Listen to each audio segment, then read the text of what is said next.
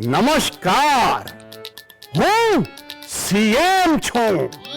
મારી પાસે વિકાસની વાતો છે, સપના બતાવવાની આવડત છે, મહોત્સવ છે, સત્તા છે, પાવર છે. મારા સિવાય તમારી પાસે બીજો કોઈ વિકલ્પ છે ખરો? તમારી પાસે શું છે? સાહેબ, અમારી પાસે આ છે. આ શું? આ શું નહીં, આંસુ આવી જશે હવે તો. હા? અમારી પાસે આંગળી છે, આંગળી પર નખ છે, ને નખ પર આવશે કાળું ટપકું,